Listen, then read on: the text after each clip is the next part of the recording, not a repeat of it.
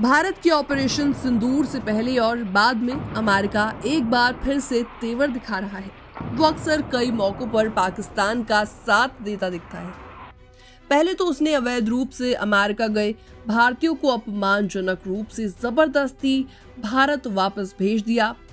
फिर भारत पर भारी भरकम टैरिफ लगाया और भारत के दुश्मन पाकिस्तान को कथित तौर पर IMF से कर्ज दिलवाया। यहाँ तक कि पाकिस्तान को हथियारों की आपूर्ति में भी अमेरिका का हाथ माना जा रहा है। और इसी अमेरिका में हर साल हजारों भारतीय अपना सपना लेकर जाते हैं, मगर डोनाल्ड ट्रंप के राष्ट्रपति बनने के बाद से भारतीयों की मुश्किलें लगातार बढ़ती जा रही हैं और अब नई मुश्किल एक नए नियम को लेकर है। तो जानते हैं क्या है पूरा माजरा डिटेल में। दरअसल अमेरिका में एक नया कानूनी मामला सामने आया है। इससे हजारों भारतीय ग्रीन कार्ड होल्डर्स पर भारी असर पड़ सकता है। अमेरिकी न्याय विभाग यानी US डिपार्टमेंट ऑफ जस्टिस ने एक संघीय अदालत में कहा है कि अटॉर्नी जनरल के पास यह अधिकार है कि वो किसी भी व्यक्ति का ग्रीन कार्ड कभी भी रद्द कर सकता है, भले ही ग्रीन कार्ड जारी हुए कई साल या दशक बीत गए। ग्रीन कार्ड को LPR यानी जिसे लॉफुल परमानेंट रेजिडेंट स्टेटस भी कहा जाता है। तो ये कानूनी बात न्यू जर्सी के इमाम मोहम्मद कतनानी के एक मामले में सामने आई है। कतनानी को 2006 में ग्रीन कार्ड देने से मना कर दिया गया था। उन पर आरोप था कि उनके संबंध एक प्रतिबंधित संगठन से हैं। हालांकि आरोप साबित नहीं कर पाए थे और इस पूरे मामले के बाद भारतीय समुदाय समेत कई अप्रवासी समुदायों में काफी ज्यादा डर का माहौल है, काफी खौफ का माहौल है। लोगों को लग रहा है कि ग्रीन कार्ड अब सुरक्षित नहीं रहा।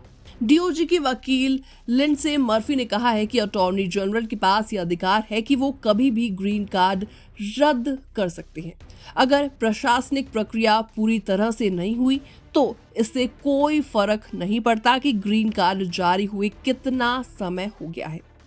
जब उनसे पूछा गया कि क्या 10 या 20 साल बाद भी ग्रीन कार्ड रद्द किया जा सकता है, तो मर्फी ने कहा कि नियम में कोई समय सीमा नहीं है, यानी 30, 40 या 50 साल से अमेरिका में रह रहे प्रवासियों को भी इसमें राहत नहीं मिल सकती है। यानी वाकई काफी बड़ी बात है। तो ऐसे में माना जा रहा है कि अगर डॉक्यूमेंट्स में प्रशासनिक गलतियां पाई जाती हैं तो ग्रीन कार्ड जारी होने के बाद भी कभी भी रद्द किया जा सकता है। कानूनी विशेषज्ञों ने DOJ के इस रुख पर चिंता जताई है। कतानी के वकील डेविड ने कहा कि अगर सरकार को 30 दिनों के अंदर पहले फैसले के खिलाफ अपील करनी चाहिए थी। अगर सरकार ने ऐसा नहीं किया तो पहला फैसला ही मान्य होना चाहिए। कॉर्नेल लॉ स्कूल के इमिग्रेशन लॉ के प्रोफेसर स्टीफन येलोहर के अनुसार ग्रीन कार्ड धोखाधड़ी या आपराधिक गतिविधियों जैसे कारणों से रद्द किया जा सकता है, लेकिन सिर्फ तकनीकी गलतियों के आधार पर अनिश्चित काल के लिए ग्रीन कार्ड रद्द करना पहले कभी नहीं सुना गया। इससे स्थायी निवास की स्थिरता खतरे में पड़ सकती है।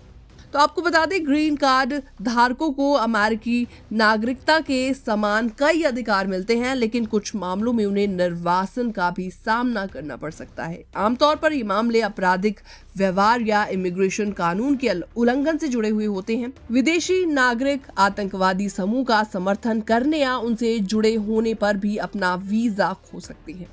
हालांकि इसके लिए सरकार को ठोस सबूत पेश करने होते हैं। तो बड़ा सवाल ये उठता है कि आखिर ग्रीन कार्ड रद्द करने के आखिर क्या कुछ कारण हो सकते हैं।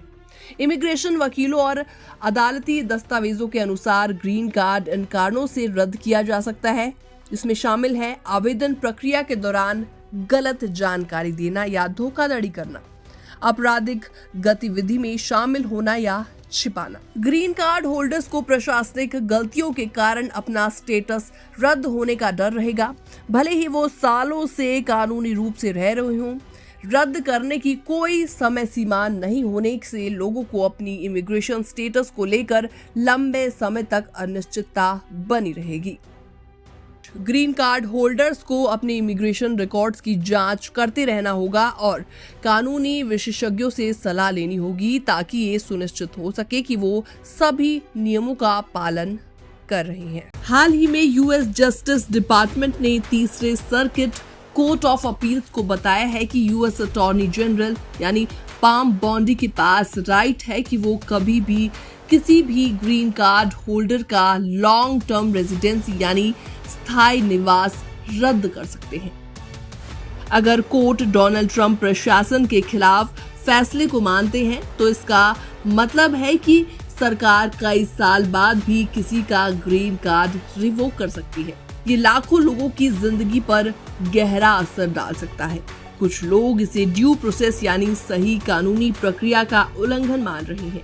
तो ऐसे में डोनाल्ड ट्रंप का क्या कड़ा रुख है, इसके बारे में जानिए। दरअसल ट्रंप ने अपने कार्यकाल में अवैध इमिग्रेशन, खास तौर पर जिनके ऊपर क्रिमिनल रिकॉर्ड्स है, उनको जल्द ही डिपोर्ट करने की बात कही थी। लेकिन रिपोर्ट्स के अनुसार कई वैध डॉक्यूमेंट्स वाले यानी कि जिन लोगों के पास डॉक्यूमेंट्स पूरे थे, उन लोगों को भी बिना किसी गंभीर आरोप के हिरासत में लिया गया। तो ऐसे में आपको एक केस के बारे में बताते हैं जिनके ऊपर कुछ ऐसा ही मामला दर्ज किया गया था। एक फिलिस्तीनी जन्मे इमाम जिनका नाम है मोहम्मद कातिनीनी, जो कि न्यू जर्सी में 1996 से रहते हैं। उन्होंने 1999 में ग्रीन कार्ड के लिए अप्लाई किया था, लेकिन उनका आवेदन 2006 में रिजेक्ट कर दिया गया। ऑफिसर्स ने उन पर 1993 की इजराइल हिरासत और हमास से जुड़ाव का आरोप लगाया, जिसे उन्होंने पूरी तरीके से डिनाई कर दिया। इमिग्रेशन जज ने 2 बार इमाम के पक्ष में फैसला दिया, लेकिन बाद में बोर्ड ऑफ इमिग्रेशन अपील्स ने उनका ग्रीन कार्ड कैंसिल कर दिया। अब ये मामला कोर्ट में है। उनकी वकील का कहना है कि चाहे जज का फैसला फाइनल हो या नहीं, बोर्ड के पास केस को कभी भी रीओपन करने का अधिकार है, यानी 10 साल 20 साल बाद भी ये हो सकता है। असिस्टेंट प्रोफेसर अमेलिया विल्सन के मुताबिक डिपार्टमेंट ऑफ होमलैंड सिक्योरिटी अकेले ग्रीन कार्ड रद्द नहीं कर सकता। इसके लिए फॉर्मल प्रोसेस होती है, जिसमें notice of intent to resign देना पड़ता है और व्यक्ति को हियरिंग का मौका भी दिया जाता है। सरकार को क्लियर और कन्विंसिंग एविडेंस देने पड़ते हैं कि उस व्यक्ति का ग्रीन कार्ड कैंसिल होना चाहिए। फैसला इमिग्रेशन जज ही अंतिम रूप से देता है। ब्रैडफोर्ड बर्नस्टीन, एक कानूनी एक्सपर्ट, कहते हैं कि ये ट्रंप एडमिनिस्ट्रेशन का नया कानून नहीं, बल्कि पुराने कानून की री इंटरप्रिटेशन है, जो कि लाखों स्थायी निवासियों के लीगल राइट्स को बदल सकती है। फिलहाल इस रिपोर्ट में इतना ही। बाकी वर्ल्ड से जुड़ी छोटी और बड़ी खबरें देखने के लिए बने रहिए एनबीटी इंटरनेशनल के साथ।